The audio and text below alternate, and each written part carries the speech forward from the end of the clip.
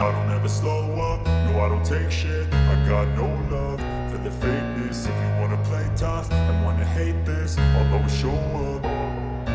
I don't ever slow up, no I don't take shit. I got no love for the fakeness. If you wanna play tough and wanna hate this, I'll always show up and make a statement. I don't ever slow up, no I don't take shit. I got no love for the fakeness. If you wanna play tough and wanna hate this, I'll always show up and make a statement.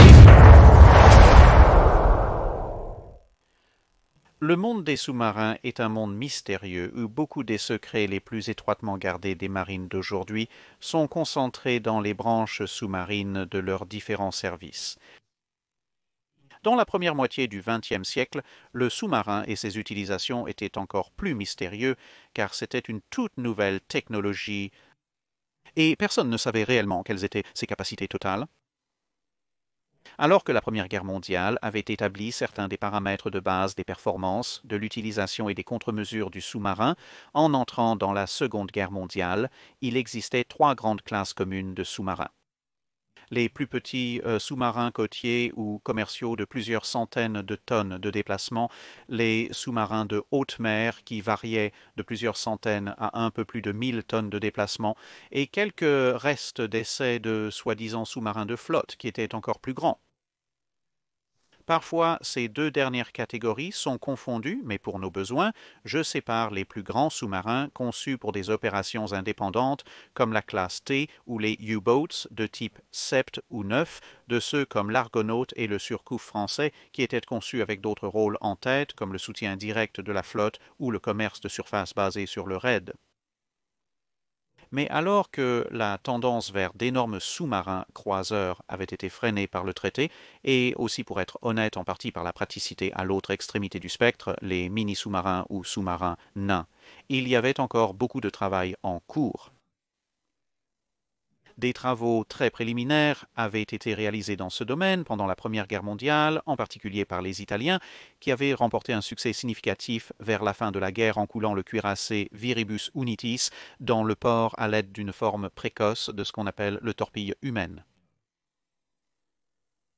Alors que la Seconde Guerre mondiale faisait rage, ce sont sans surprise les Italiens qui ont pris la tête dans le développement de petits engins d'attaque sous-marins. Parmi les 5 grandes marines impliquées dans le conflit, 4 d'entre elles finiraient par développer des mini-sous-marins et des torpilles humaines à différents stades de la guerre.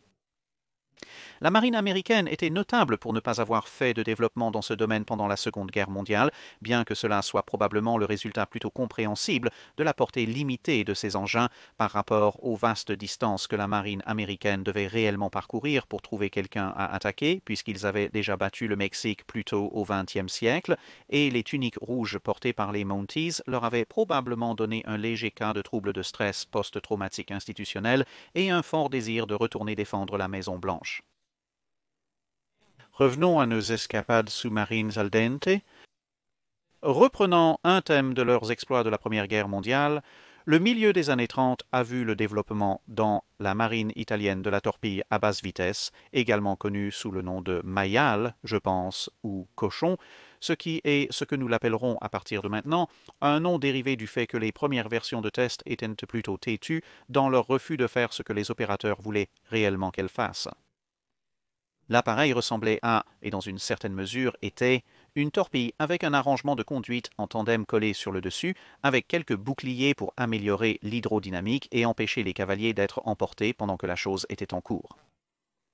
Cependant, un si petit engin avait une très petite marge de flottabilité neutre, et il avait tendance à monter ou à plonger de manière plutôt incontrôlable, plongeant plus souvent qu'autrement directement dans les profondeurs. Heureusement pour les cavaliers, l'évasion était très facile. Les cavaliers n'avaient qu'à lâcher prise, étant déjà équipés pour la plongée sous-marine. Le nez de l'appareil contenait l'ogive pour un transport facile, mais ce n'était pas une arme de suicide. L'idée était de se rapprocher du but à moteur, de descendre, d'ouvrir l'avant, d'enlever la charge ou les charges, de mettre le minuteur en marche et de sortir de là puisque une seule charge de 300 kg ou deux charges individuelles de 150 kg pouvaient être utilisées dans un scénario idéal. L'évasion serait aussi invisible que l'approche, puis un peu plus tard, jusqu'à 2h30 selon comment vous auriez réglé le minuteur, les charges exploseraient et la cible coulerait. Des coupe-fils et d'autres équipements utiles étaient transportés dans une petite boîte à outils montée afin de permettre aux plongeurs de faire face aux filets anti-torpilles et à d'autres défenses statiques similaires. Un petit ensemble de plans de contrôle et un gouvernail ont été installés pour la direction, et beaucoup de réflexion a été donnée à la manière dont vous amenez réellement ces choses à la zone cible. Des conteneurs spéciaux pressurisés ont été développés qui pouvaient être fixés à un sous-marin plus grand, ce qui permettait aux opérateurs de monter à bord de leur engin et de partir sans que le sous-marin principal n'ait réellement à faire surface. Le seul inconvénient était que, puisque le système de guidage était purement l'œil humain, il devait rester relativement près de la surface, à moins que la journée ne soit particulièrement lumineuse et l'eau particulièrement claire, mais dans n'importe quel scénario, ces petits engins sous-marins couraient un grand risque d'être repérés, surtout depuis les airs.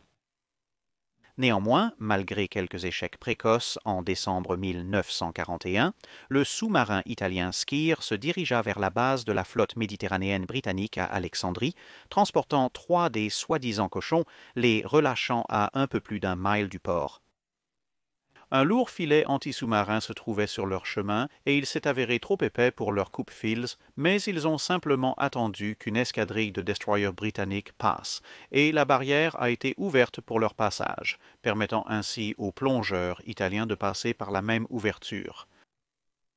Ainsi, à l'intérieur de l'ancrage britannique, ils se dirigèrent vers les navires alliés, plaçant leur charge sous le Her Majesty's Ship Queen Elizabeth et son navire jumeau, le Her Majesty's Ship Valiant, qui étaient les deux cuirassés de l'époque de la Première Guerre mondiale les plus modernisés de la Royal Navy, ainsi qu'un pétrolier qui ravitaillait un groupe de destroyers.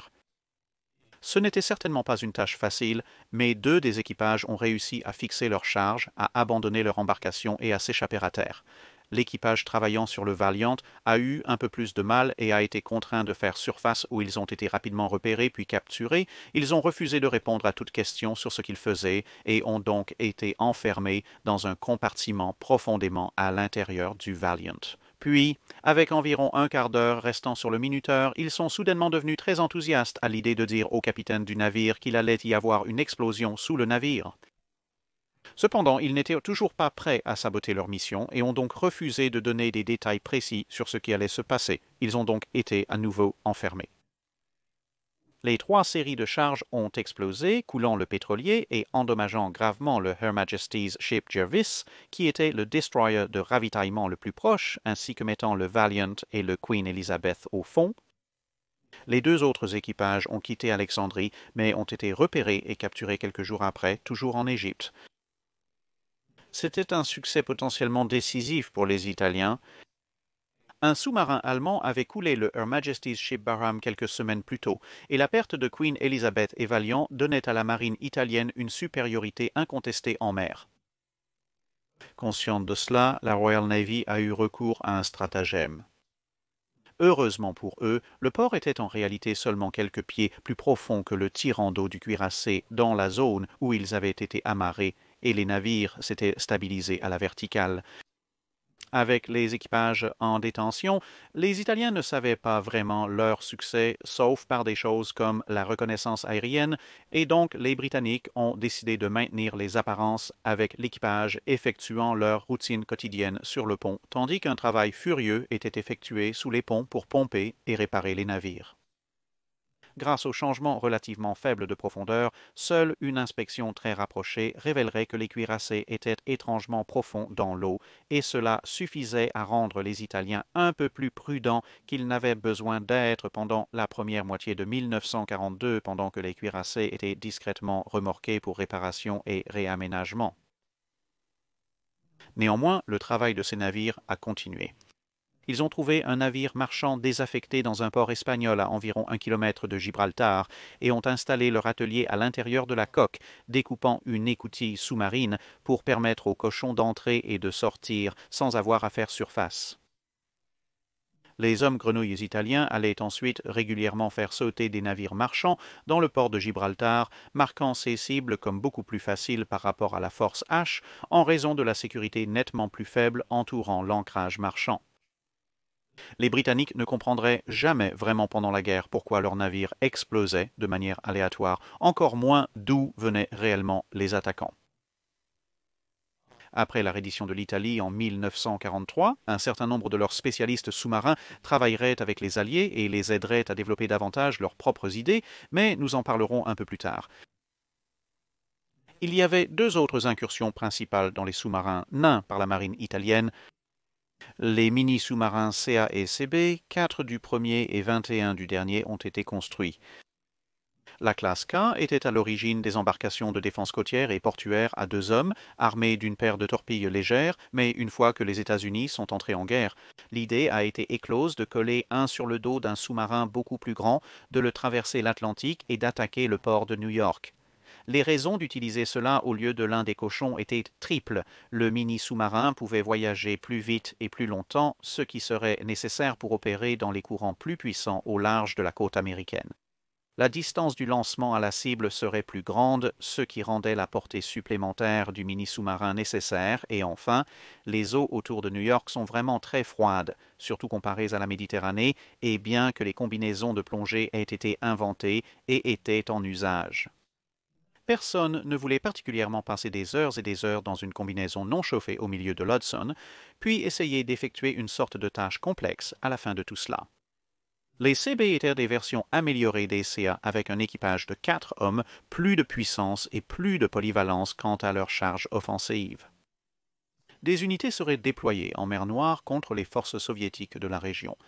Perdant l'un de leurs membres dans une campagne de sous-marins côtiers âprement combattus, étant transféré à la marine roumaine après le départ des Italiens de la guerre, du point de vue de l'Axe et avec 4 d'entre eux finalement capturés et intégrés au service soviétique, après qu'ils aient à leur tour envahi le théâtre des opérations. Dans la Méditerranée, les opérations initiales, en tant que les plus petits chasseurs-tueurs du monde, n'ont pas tout à fait fonctionné. Et avec les Italiens, comme nous l'avons dit, quittant l'Axe en 1943, un certain nombre ont ensuite été utilisés en service allié, en patrouille et en mission de force spéciale, un certain nombre ayant été perdus au port et en service à cause des attaques aériennes des deux côtés. L'attaque prévue sur le port de New York, que nous avons mentionnée auparavant, a fini par être annulée, car le sous-marin qui était équipé pour transporter le sous-marin a été coulé en service avant que la mission ne puisse être donnée le feu vert. Les taux de perte élevés ont montré les dangers de l'utilisation de petits sous-marins dans des environnements opérationnels actifs où les avions et les navires conçus pour chasser leurs cousins beaucoup plus grands étaient actifs. La prochaine marine que nous considérerons qui a utilisé des mini-sous-marins était le Japon, et ils ont fait les choses à l'envers des Italiens, en commençant par des mini-sous-marins, puis en passant à, dans leur cas, littéralement des torpilles habitées. Pour les Japonais, avec une bien plus grande étendue du Pacifique à considérer, ainsi que de nombreux ports ennemis, des unités plus petites comme les Pig n'étaient pas considérées comme viables. Des sous-marins nains complets étaient requis à la place.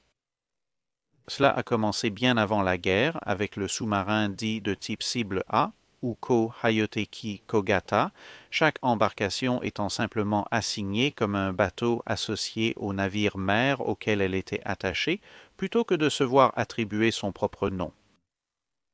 L'objectif de la désignation de cible était que la marine impériale japonaise puisse prétendre que les embarcations étaient simplement de petites unités de remorquage pour des cibles d'entraînement au combat plutôt que de véritables systèmes d'armes si quelqu'un découvrait réellement leur existence. Les modèles initiaux n'avaient pas de kiosque, mais cela les rendait susceptibles de rouler et de vriller sous l'eau en raison de la forme de leur coque.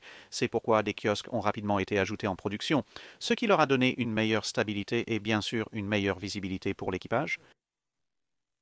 Malheureusement, comme pour beaucoup de navires de la marine impériale japonaise, la fin de la guerre brûle tout pour que personne ne puisse apprendre nos secrets, ce qui signifie que nous ne savons pas autant sur ces embarcations que sur d'autres sous-marins de poche, avec beaucoup d'informations tirées simplement de l'endroit où ils ont réellement été trouvés ou observés en opération. Ces sous-marins transportaient 2 petites torpilles comme armement offensif, leur premier déploiement opérationnel de la Seconde Guerre mondiale, étant l'utilisation de 5 de ces embarcations lors de l'attaque de Pearl Harbor. Parmi eux, le numéro 19 s'est échoué et a été capturé. Le numéro 18 a été endommagé par des charges de profondeur puis abandonné, tandis que le numéro 20 a été détecté par l'United States Shipward et est devenu le premier navire japonais à être coulé par les forces américaines au cours de la Seconde Guerre mondiale, bien que le United States Ship Enterprise puisse toujours revendiquer le premier meurtre de la guerre, puisque cet incident a eu lieu avant la déclaration formelle de guerre par les États-Unis. Les numéros 16 et 22 est entré dans le port, avec le numéro 22 tirant ses torpilles sur des cibles de la marine américaine, mais manquant et touchant respectivement un quai et la côte. 50, United States Ship Monaghan, l'un de ses objectifs, s'y est opposé, et a promptement coulé le numéro 22 en retour. Le numéro 16 est le plus intéressant des 5 car il a également tiré ses torpilles et il y a des preuves basées sur des interprétations de photographies prises pendant l'attaque. Et la récupération d'une torpille défectueuse lors des travaux sur Battleship Row indique qu'il a peut-être réussi à torpiller l'United States Ship Oklahoma au milieu de l'assaut aérien japonais. 3 sous-marins supplémentaires, les numéros 14, 24B et 21, ont été déployés pour attaquer le port de Sydney en mai 1942. Le numéro 14 s'est coincé dans un filet de torpilles et s'est fait exploser. Le numéro 24B a été engagé par le United States Ship Chicago à tirer ses torpilles et a réussi à manquer ses cibles prévues, mais a réussi à couler le navire de dépôt Her Majesty's Australian Ship Kutapul et a également fait don d'une torpille au corps allié, car l'autre torpille a atterri à terre sans exploser. Le sous-marin numéro 24B a rompu avec la tradition des sous-marins nains japonais en réussissant à s'échapper avant de sombrer à environ 20 miles de là. Le numéro 21 a été attaqué avec des charges de profondeur, s'est retiré et est revenu, et puisque la définition de la folie est de répéter la même chose plusieurs fois en espérant qu'il y ait une différence, a réussi à se faire attaquer à nouveau par des charges de profondeur, cette fois en le coulant. Aussi, en mai 1942, 2 sous-marins nains ont été envoyés dans le port de Madagascar. Tous 2 ont été repérés et attaqués par des charges de profondeur, mais ont réussi à tirer leurs torpilles, coulant un pétrolier et endommageant le cuirassé Her Majesty's Ship Ramelis. Ni les sous-marins ni leurs équipages ne survivraient pas à cette mission.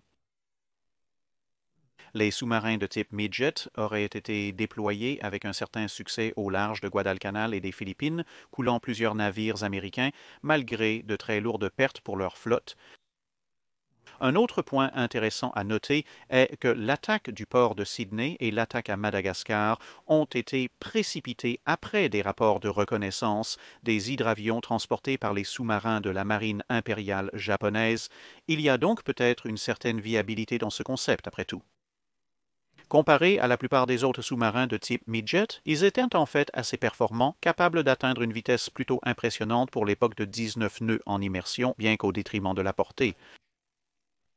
400 et versions améliorées, le type B et le type 100 ont été construites avec une portée accrue et d'autres améliorations de performance. Une dernière variante, beaucoup plus grande et plus capable, le type 400, parfois appelé la classe Koryu, était en production à la fin de la guerre et devait être utilisé davantage comme un petit sous-marin indépendant, contrairement au type précédent, qui était généralement déployé à partir de plus grands navires-mers.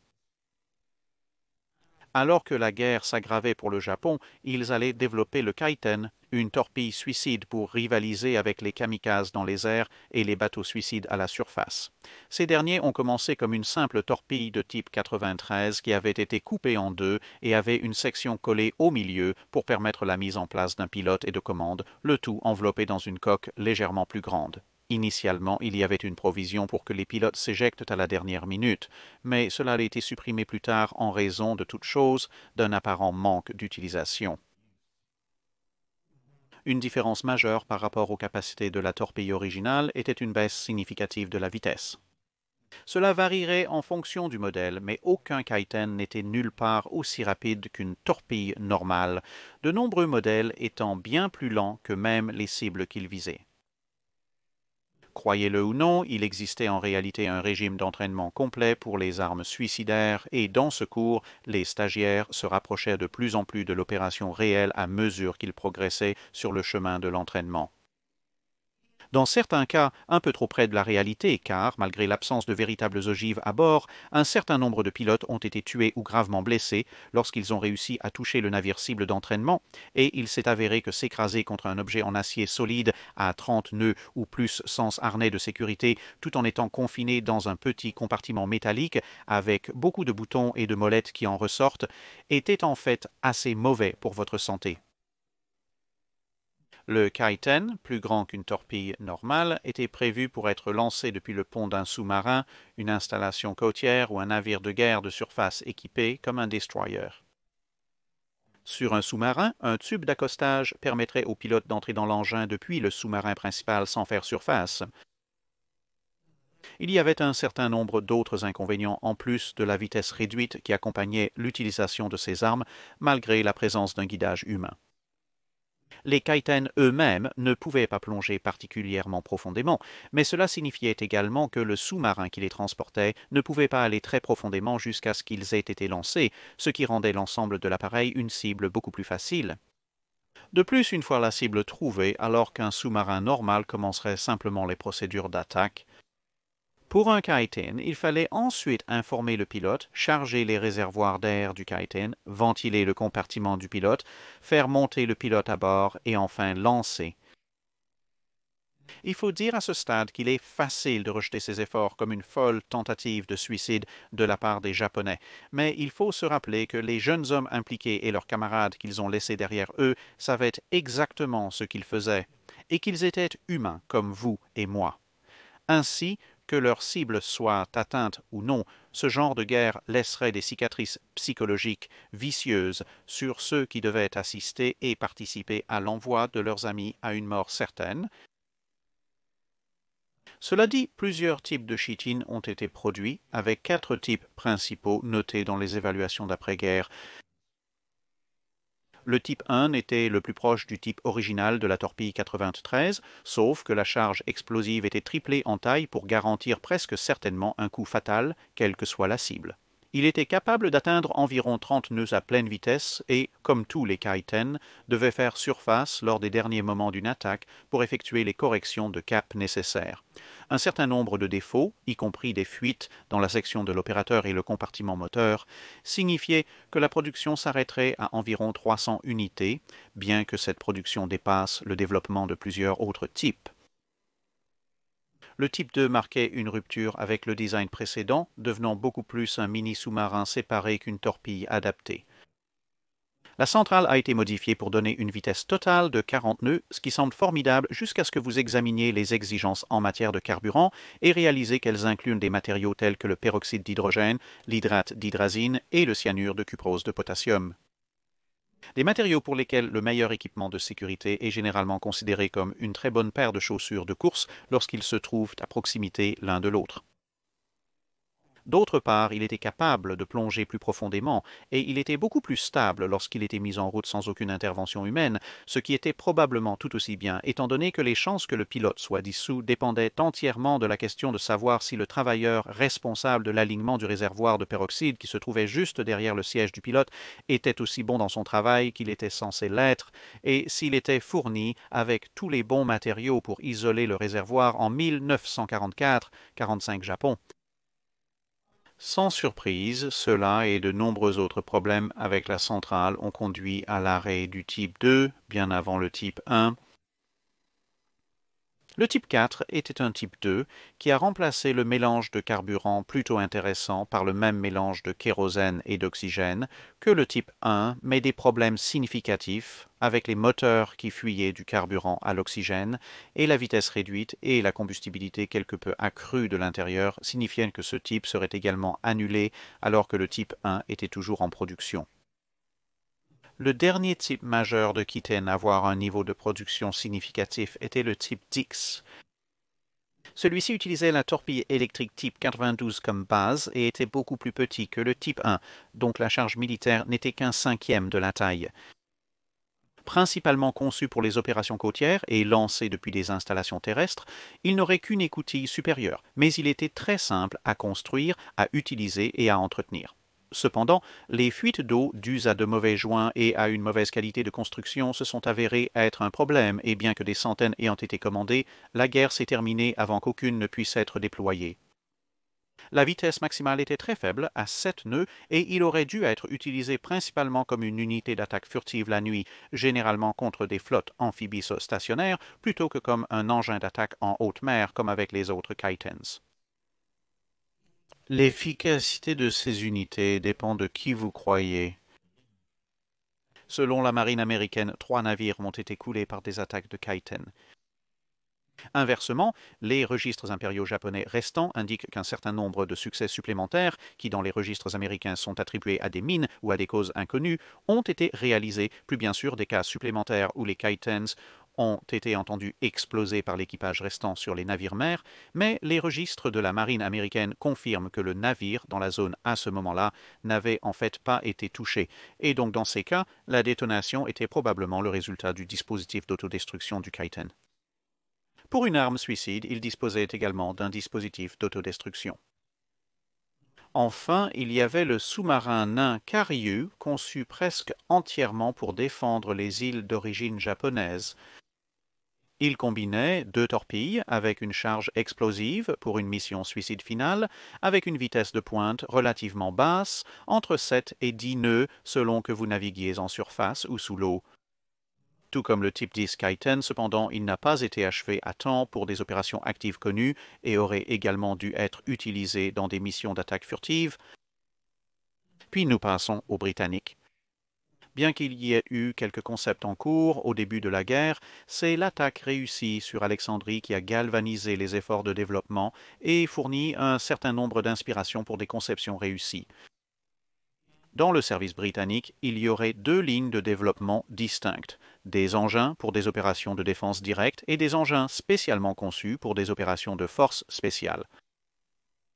Le premier à sortir du bloc de départ dans la première partie de ces 2 catégories était le Chariot, une torpille habitée dont le développement a commencé au début de 1942 et qui ressemblait étonnamment beaucoup aux cochons italiens.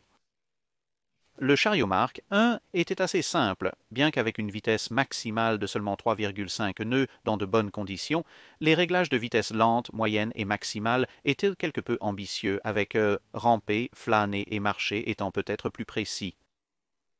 Contrairement au cochon, la Warhead n'existait qu'en une seule variante, un dispositif Torpex de 600 livres, d'un poids à peu près équivalent à la charge italienne plus grande, mais un peu plus puissant grâce à l'utilisation de Torpex au lieu d'explosifs plus anciens.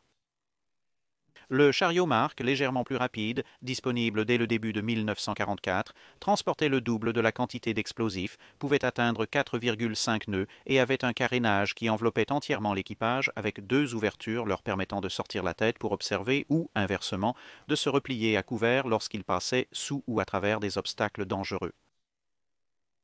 L'utilisation opérationnelle était également très similaire à celle de leurs homologues italiens, avec la tête de guerre réglée sur une minuterie, et l'idée étant de ramener le chariot à la sous-mer ou de l'abandonner et de s'échapper à pied en fonction de l'environnement opérationnel. Avec le Royaume-Uni restant en guerre jusqu'à la fin, les chariots ont eu plus de chances d'être utilisés opérationnellement. La première tentative impliquait de transporter une paire sur un chalutier de pêche en Norvège dans l'intention de les utiliser contre le Tirpitz, mais les 2 unités ont été perdues dans de mauvaises conditions météorologiques pendant qu'elles étaient remorquées. Cela a amené la Royal Navy à adopter la pratique italienne de les déplacer par sous-marin, bien que dans des tubes conteneurs à partir desquels les unités devaient être retirées en surface avant utilisation, puis plus tard simplement en les attachant, sans adopter les unités scellées que les Italiens avaient utilisées, qui permettaient un lancement sous-marin. Les tentatives sur les navires ennemis ont connu des défaillances d'équipement et de la malchance, mais aussi parfois des succès. Au début de 1943, le premier succès majeur a été, ironiquement, contre les Italiens eux-mêmes, coulant un croiseur et endommageant un navire de troupes dans le port de Palerme. Cependant, sans un programme formel de développement de sous-marins de poche avant la guerre, les Britanniques apprenaient beaucoup sur le tas et quelque chose allait généralement mal lors de presque chaque mission, généralement des problèmes mécaniques qui limitaient alors le nombre d'unités réellement déployables.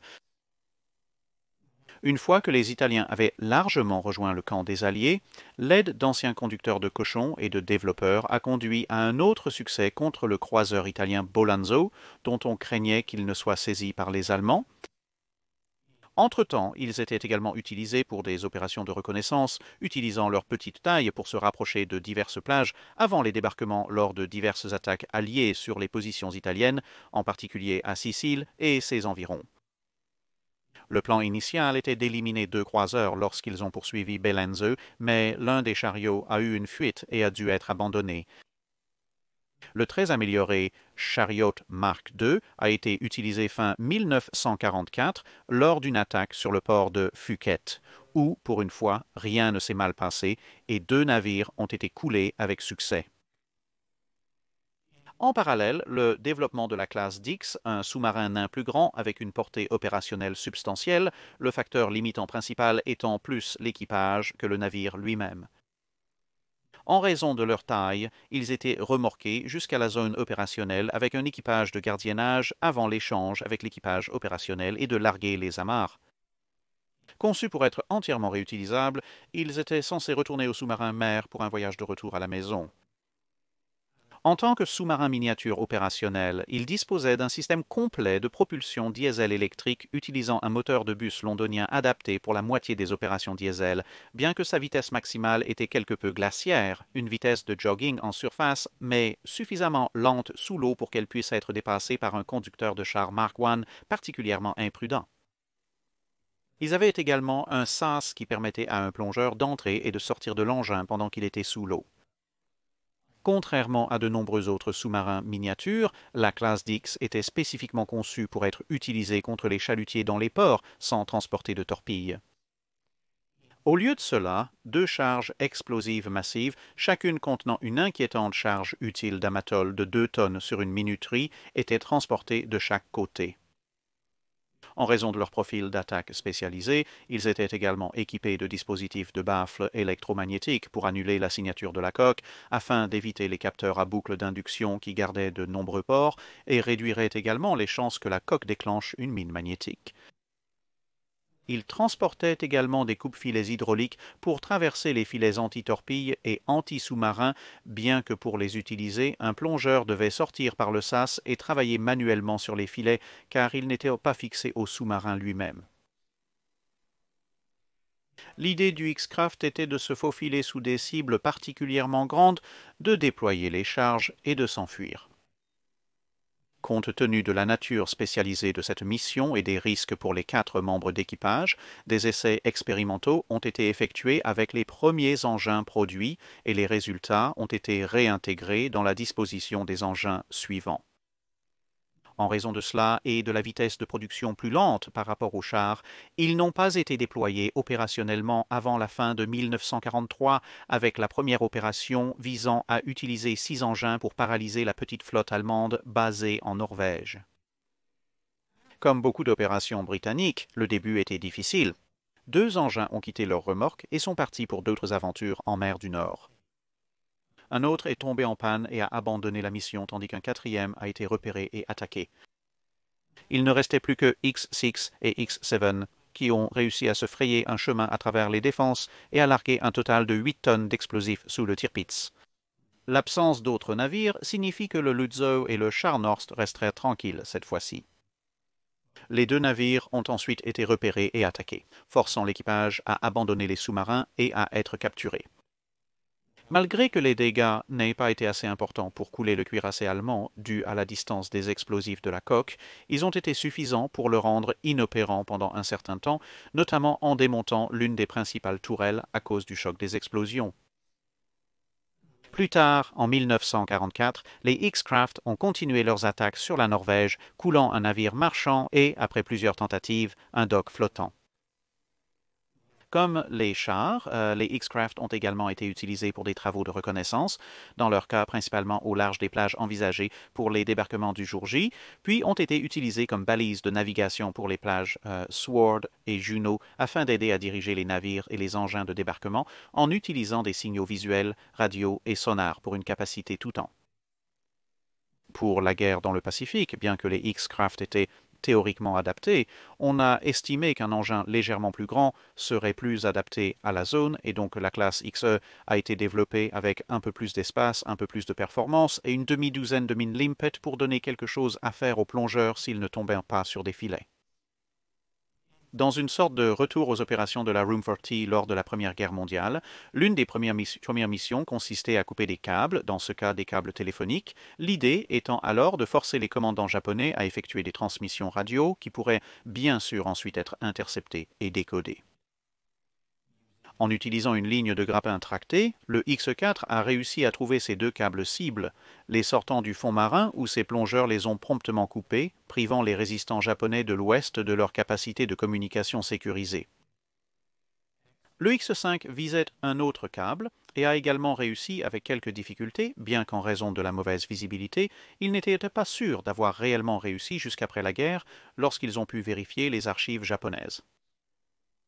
En août 1945, il a été décidé d'essayer de compléter la liste des croiseurs lourds impériaux japonais à abattre, car à ce stade, presque tous avaient été coulés ou immobilisés, principalement par la marine américaine. Dans un effort pour ajouter la Royal Navy à cette feuille de score particulière, le Her Majesty's Ship X-1 et le X-3 pour le port de Singapour, avec pour cible les croiseurs Mayoko et Takao respectivement. Grâce en partie aux standards japonais habituels de la guerre anti-sous-marine, le X-3 a réussi à larguer ses charges et à fixer ses mines limpées avant de se retirer, bien qu'il ait constaté que le Takao était resté immobile si longtemps que les salissures sur la coque avaient rendu impossible l'attachement des mines limpées magnétiques à travers toutes les algues, et donc le plongeur a pris une corde et les a physiquement attachées à la place. Le X-1 n'a pas réussi à trouver le Miyoko, mais comme le navire était déjà immobilisé par les dommages de combat, ils ont ajouté leur charge latérale à la pile qui s'accumulait sous le Takao. Inutile de dire que Takao ne bougerait plus jamais par ses propres moyens.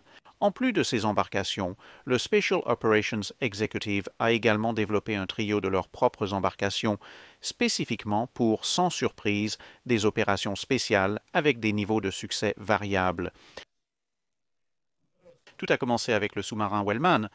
Vous trouverez pratiquement tout ce que le service des opérations spéciales a réellement construit portait le préfixe Well. Ceci vous a été présenté par le merveilleusement nommé lieutenant-colonel John Dolphin, et à bien des égards, c'était une sorte de maison à mi-chemin entre un chariot et un X-Craft. Comme vous pouvez le voir, il ressemblait à un chariot étant en réalité une torpille habitée avec une tête militaire détachable conçue pour se fixer magnétiquement sur le côté d'un navire. Contrairement à un chariot, l'opérateur bénéficiait d'une tour de contrôle fermée, rendant une combinaison de plongée superflue. Bien coordonné en production, il est rapidement devenu clair que bien que cette approche était plus confortable pour l'opérateur, la visibilité limitée depuis les petites fenêtres, l'absence de périscope et l'incapacité pour l'opérateur de faire face à tout filet anti-sous-marin en raison d'être coincé à l'intérieur signifiait que les options de la Royal Navy étaient considérablement plus efficaces lorsqu'il s'agissait d'utiliser des chariots et des X-Craft à la place. Malgré un arrêt de production ordonné suite aux problèmes évoqués, des essais ont été réalisés sur les exemplaires déjà construits pour déterminer leur utilité éventuelle. Une mission a finalement été tentée, une attaque sur le dock flottant que le X-Craft finirait par détruire. Cette phrase pourrait vous donner une idée de la réussite de cette mission particulière.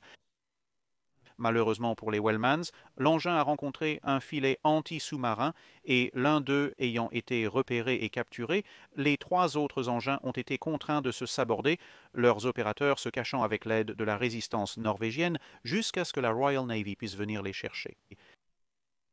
Ce fiasco a relégué les engins restants à des dispositifs d'entraînement de base et l'accent principal resterait sur les engins Dix et Dix-E ainsi que sur les chars au sein de la Royal Navy. Cependant, après avoir vu ces derniers types réussir, le lieutenant-colonel Dolphin est retourné à la planche à dessin avec une nouvelle idée, le puits de fret. Les X-Craft étaient principalement destinés à l'attaque avec la reconnaissance en second lieu, tandis que le Well Freighter était spécifiquement conçu pour les opérations secrètes avec l'attaque comme fonction secondaire. Son rôle principal était d'aider à l'atterrissage, la récupération et l'approvisionnement des agents et résistants sur les côtes, ainsi qu'aux efforts de renseignement et de reconnaissance, avec une capacité secondaire théorique de poser des explosifs. Le concept était que l'engin entreprenne des missions plus longues et soit donc semi-indépendant. Ainsi, il a été conçu pour ressembler à un bateau à moteur normal et passer beaucoup de temps à la surface, se dirigeant vers la côte ennemie la nuit, ne s'immergeant que si une activité ennemie était détectée. Il déposerait ensuite ses passagers et resterait au fond de la mer pendant la journée, remontant la nuit suivante pour récupérer toute personne qui rentrait chez elle, puis rentrerait à la maison ou retournerait à un navire-mer si la cible était particulièrement éloignée. Un certain nombre de modèles prototypes ont été testés, entraînant des révisions significatives du design final, avec des spécifications finales pour une portée opérationnelle de 1000 miles normalement, avec 16 5 miles supplémentaires possibles si des réservoirs de carburant supplémentaires étaient ajoutés et les compartiments de rangement utilisés pour encore plus de carburant. Un maximum de 6 personnes pouvaient être transportées, dont seulement 2 étaient nécessaires comme équipage, et la vitesse était relativement élevée pour un sous-marin nain en surface à 7 nœuds, bien que la vitesse sous-marine était encore de 3 nœuds à pied par une bonne journée. Des unités de stockage spécialisées pour les fournitures à débarquer étaient généralement fixées à l'arrière de l'engin. Mais au final, les engins n'étaient prêts que lorsque la guerre en Europe était presque terminée et l'Allemagne avait peu de côtes restantes à ce moment-là. Certains ont été envoyés dans le Pacifique, mais étaient toujours en essai opérationnel quand cette partie de la guerre s'est aussi terminée. Finalement est venu le canoë submersible motorisé. Et oui, regardez cette image avec toute l'hilarité que cela implique seulement en Grande-Bretagne. Oh bien, de toute façon, ce craft de l'exécutif des opérations spéciales n'a en fait pas obtenu l'appellation, bien je suppose que bien canoë ne l'a probablement pas vraiment coupé, et il a été conçu par le major Hugh Reeves, avec le craft acquérant le surnom de Belle au bois dormant lorsque le bon major a été trouvé profondément endormi dans l'un des prototypes. Beaucoup plus petit même qu'un char, l'engin a été conçu pour transporter uniquement des mines limpes et portatives à la main, mais être incroyablement bon marché et facile à construire et nécessitait seulement un seul opérateur. Ambitieusement, ils étaient également censés être capables d'être largués depuis les airs par des bombardiers, je suppose, j'espère, avec un parachute, bien que, heureusement pour tous les concernés, cela ne semble pas avoir réussi à se frayer un chemin jusqu'à l'utilisation opérationnelle. En tant que canoë, il pouvait aussi être pagayé ou navigué pour une portée accrue. Malgré sa charge explosive limitée, il avait ses attraits en étant petit, léger et facile à utiliser, sinon pas si facile à contrôler, avec un sous-marin capable de transporter plusieurs d'entre eux par opposition à seulement quelques chars ou un seul X-Craft. Comme il n'avait pas sa propre tête d'arme, l'idée était de l'utiliser comme véhicule de transport, le plongeur quittant le canoë pour fixer les mines à la cible avant de revenir pour une évasion. Opérationnellement, ce n'était pas le plus grand des succès, avec la Z-Force de commando souvent négligée d'Australie, de Nouvelle-Zélande et de Grande-Bretagne essayant d'en utiliser certains lors d'un raid.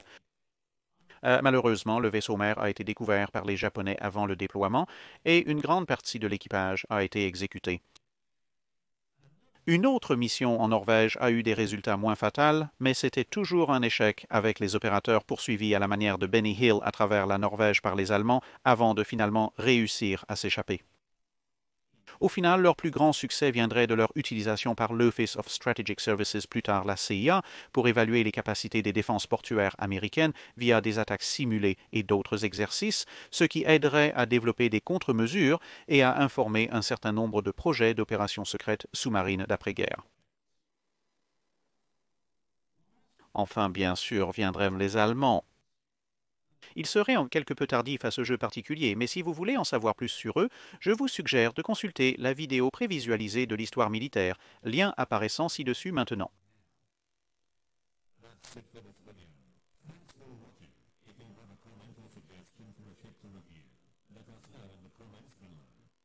Don't forget to comment on the blog post for dialogue questions.